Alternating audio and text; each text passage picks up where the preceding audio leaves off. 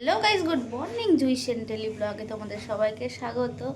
আজকের আমি আবার একটা ব্লগ নিয়ে চলে এসেছি, রোজকার ব্লগ। সেটা হচ্ছে আজকে সকালবেলা উঠে সকাল সকাল উঠে আমার সমস্ত কাজ কমপ্লিট। এই যে ঘর দর মুছনে,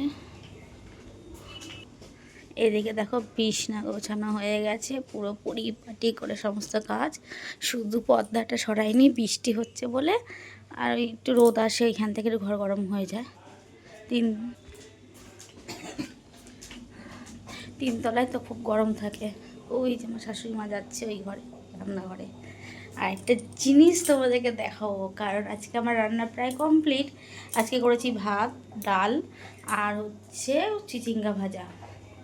আর এদিকে একটা জিনিস দেখবে, সারপ্রাইজ জিনিস দেখবে। এই দেখো, তোমাদের ভাই হঠাৎ করে নিয়ে তোমাদেরকে বলেছিলাম না সারপ্রাইজ আছে। সারপ্রাইজটা কি বলো তো, চলো তোমাদেরকে দেখাই। এই দেখো, ওই লেভেলে, সেই লেভেলে ইলিশ মাছটা গাইস, পুরো আমার এক হাত। তোমাদেরকে আমি দেখাতে পাচ্ছি না, এই দেখো এক হাত পুরো ইলিশ মাছটা, সেই লেভেলে, এত চওড়া। যখন মাছটা কাটবে তখন তোমাদের একবার দেখাবো। চলো, আমার শাশুড়িমা কেটে দেবে। এত বড় মাছ কাটতে পারবো না, রিস্ক নেবো না। মাছটা ডিম রয়েছে, তার জন্য আমি মাকে বললাম, শাশুড়ি মাকে, সে কেটে দেবে।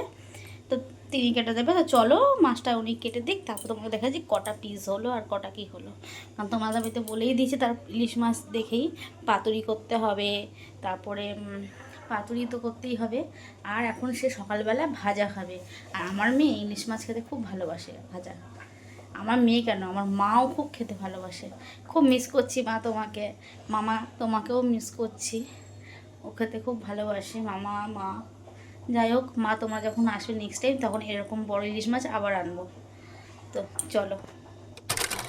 তো এদিকে দেখতেই পাচ্ছ, শাশুড়ি মাকে দিয়ে দিয়েছি মাছটা কাটার জন্য, উনি মাছটা কাটছে। তোমরা দেখে নাও কয় পিস হয়, কি হয় না হয়, কটা মাছ পিস হলো, আর ডিম কত বড় বের হলো। তো চলো আমরা দেখে নিই। দেখো, গল্প করতে করতে কিন্তু শাশুড়িমা মাছ অর্ধেক কেটেও ফেলেছিল, সেটা ভিডিও করা হয়নি। আর এদিকে মেয়ে চলে এসেছিলো সেই টাইমে, তার জন্য। আর দেখো ডিমটা শুধু দেখো কীভাবে আস্তে আস্তে করে গোটা ডিমটা আমার শাশুড়িমা বের করে। আর মাছ অনেকগুলো পিস হয়েছিলো, প্রায় 12-13টা পিস মতন মাছ হয়েছে, 12-13 পিস মতন। এই দেখো, কোলপিট মানে পেটি আর দাগা করে বের করে মাছ অনেকগুলোই হয়েছে। এই দেখো, আর এদিকে মাম্মামও দেখছে ডিমটা কত বড় মাছের। এই দেখো, এই মাছ এখন ভাজা হবে, আর এই ডিম ভাজা হবে, দিয়ে সকালে সবাই ভাত খাবে। আর এখন বাদ বাকিটা শাশুড়িমা ধুচ্ছে, ওটা হবে পাতুরি, আর কিছুটা হবে সতলানো, পরের দিন রান্না হবে। ভাইতে খেয়ে চলে গেছে, রিভিউটা নেওয়া হয়নি যে কেমন লাগছে খেতে ইলিশ মাছ ভাজা আর ডিম ভাজা দিয়ে।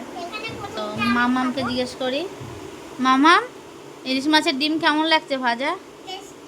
টেস্টি। আর মাছ দিয়ে, মাছের তেল দিয়ে ভাত, তাই তো? কেমন হয়েছে? কেমন? ভালো? খাও। যেন পেটিটা দেখে মনে হচ্ছে না কাতলা মাছের পেটি, এমন করে, মানে মাছটা, হ্যাঁ, এতটাই বড় মাছটা। লাস্টে মার ছোট করেনি, মা হচ্ছে পেটি করে দিয়ে যাবে। দেখো পেটিটা করেছে, ডিমগুলো সেরকম পিস। জানো একটা ডিম দিয়ে ক পিস বেরিয়েছে জানো সর্দি? একটা পিস দিয়ে 6 টুকরো হয়েছে। এক সাইড ডিম দিয়ে, দুটো ডিম না, একটা ডিম তো সতলানো হয়েছে বড় ডিম। তো চলো দুপুরে কি রান্না করে দেবো দেখা। এই যে এদিকে আমি পাতুরি বসিয়ে দিয়েছি, ওদেরকে সকালে সব মাছ ভাজা দিয়ে ভাত খেয়ে নিয়েছে।